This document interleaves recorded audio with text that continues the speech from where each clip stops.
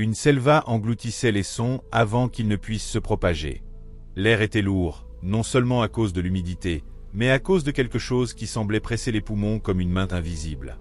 Roman Drake ajusta la sangle de son équipement sur son épaule, les yeux fixés sur la carte défraîchie que Camilla, la guide locale, tenait devant lui. Elle indiqua une dépression dans le sol, où des racines exposées formaient des motifs étranges. « Ce n'est pas normal », dit-elle à voix basse. Gabriel, le journaliste qui accompagnait le groupe, enregistrait tout sur son dictaphone, mais ne posait pas de questions. Il savait que Roman préférait le silence. Le groupe avança en marchant sur des couches de feuilles qui murmuraient sous leurs bottes.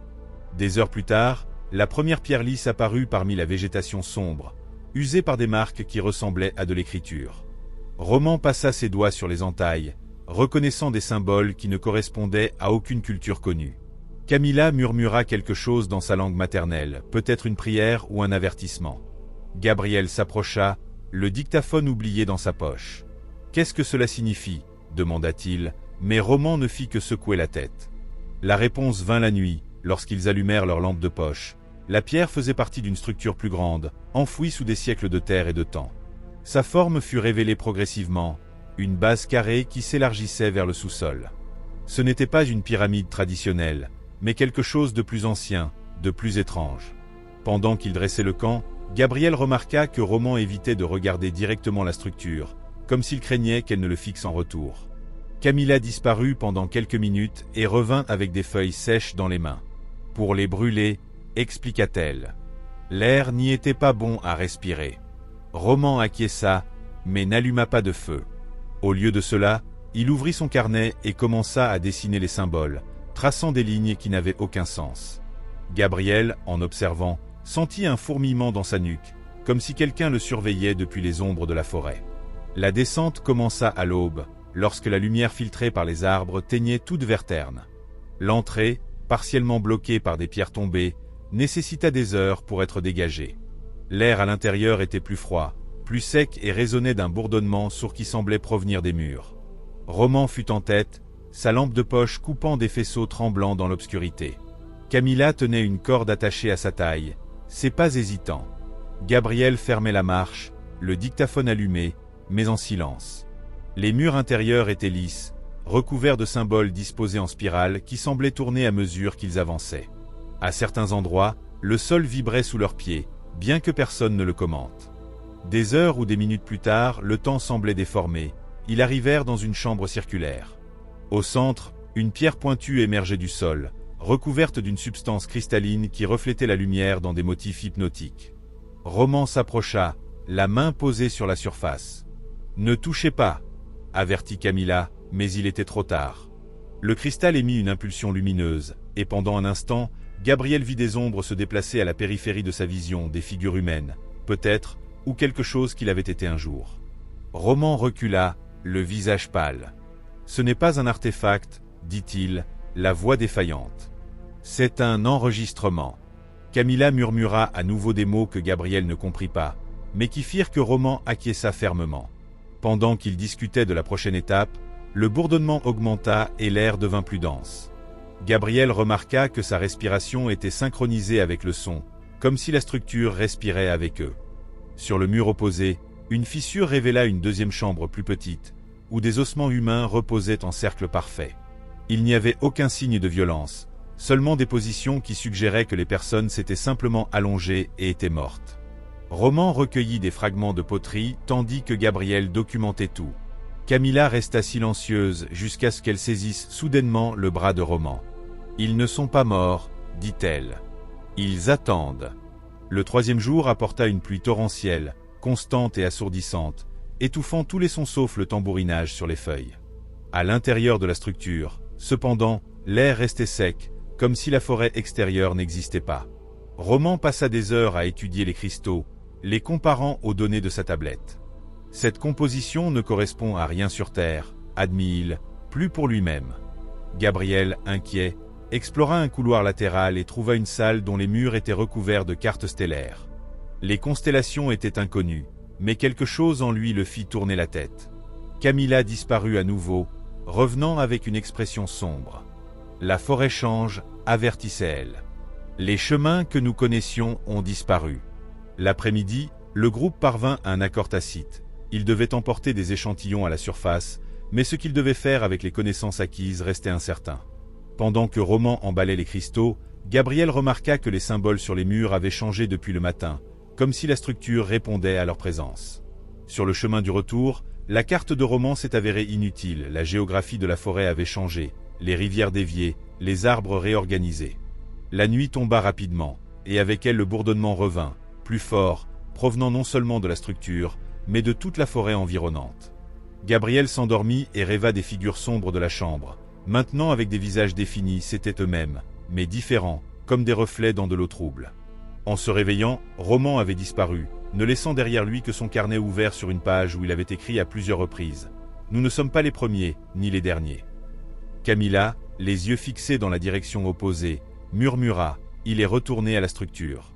Elle appelle tout le monde, tôt ou tard. Gabriel ne put dire si c'était une menace ou une promesse.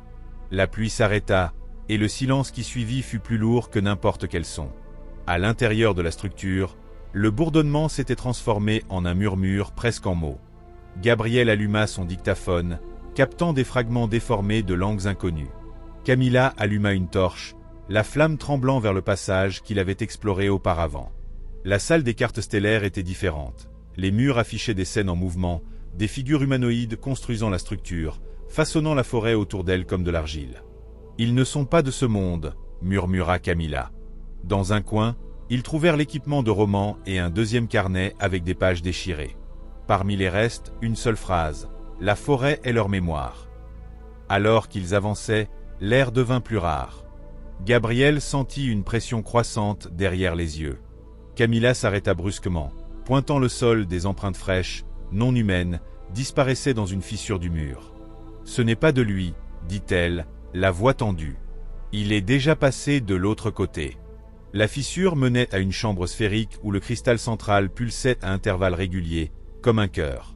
Des projections apparurent, des civilisations en déclin, des guerres, des avancées technologiques, le tout dans des cycles interminables.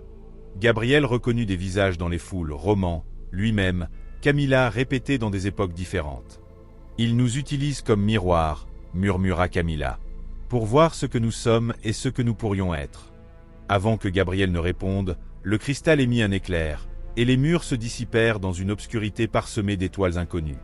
Camilla saisit son bras, mais ce n'était pas la peur qui la faisait trembler, c'était la reconnaissance. « Ils sont là, » dit-elle. « Et ils ont toujours été là. » Des formes vagues se déplaçaient entre les projections des entités qui observaient sans yeux. Gabriel sentit le dictaphone glisser de ses doigts, mais ne bougea pas pour le ramasser. Camilla lâcha son bras et marcha vers le cristal, maintenant d'une lumière bleutée, pulsant en synchronisation avec les étoiles. « Vous avez déjà été ici avant ?»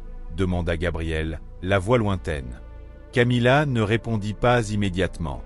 Lorsqu'elle le fit, ses paroles sortirent lentement, comme si elles étaient traduites d'une autre langue, pas dans ce corps. « Mais la forêt, elle me parle depuis mon enfance. Elle murmure sur ce qui se trouve en dessous. » Elle toucha le cristal, et les projections changèrent brusquement. Une ville pas très différente de celle qu'il connaissait, mais construite en harmonie avec la forêt, des tours entrelacées à des arbres gigantesques. Des personnes marchaient dans les rues, des visages indistincts, des actions familières, planter, construire, rire. Puis la scène s'est effondrée.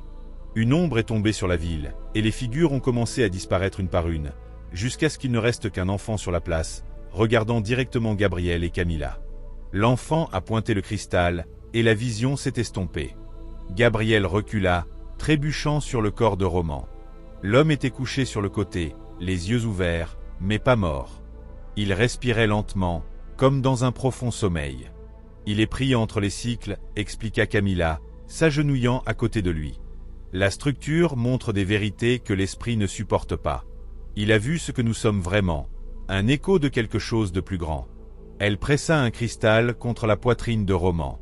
Pendant un instant, rien ne se passa. Puis ses doigts se sont déplacés, et il a murmuré, « Ils ne sont pas des dieux.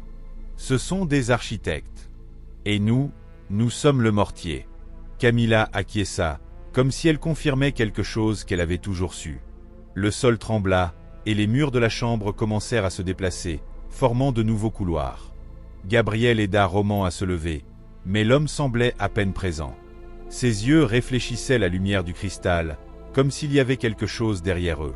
« Nous devons sortir », insista Gabriel. Camilla secoua la tête. « Il n'y a pas de sortie, seulement des couches. » Lorsqu'ils atteignirent la surface, la forêt était méconnaissable. Des arbres à écorce métallique, des fleurs qui émettaient leur propre lumière, et le ciel n'était plus bleu, mais un mélange de tons sans nom. Camilla respira profondément, soulagée. Elle nous a laissé partir, pour le moment. Roman, maintenant plus présent, murmura, rien de tout cela n'est réel. Ou tout est. Peu importe. Il nous utilise pour se souvenir. Gabriel regarda en arrière, vers la structure qui se dressait au-dessus des cimes, sa forme pyramidale claire et imposante. « Que sommes-nous pour eux » demanda-t-il. Camilla sourit, triste. « Des graines. Ou du fumier. Cela dépend de la durée de notre existence avant de devenir partie du cycle. » Alors qu'il s'éloignait, Gabriel remarqua que la carte de Roman était vierge. Il n'y avait plus de chemin pour rentrer chez eux, seulement la direction que Camilla choisissait, ses pas fermes vers l'horizon qui changeait constamment. Roman tenait les cristaux contre sa poitrine, et Gabriel, enfin, éteignit son dictaphone. Certaines vérités, réalisa-t-il, n'avaient pas besoin d'être partagées. Elles étaient déjà enfouies en chacun d'eux.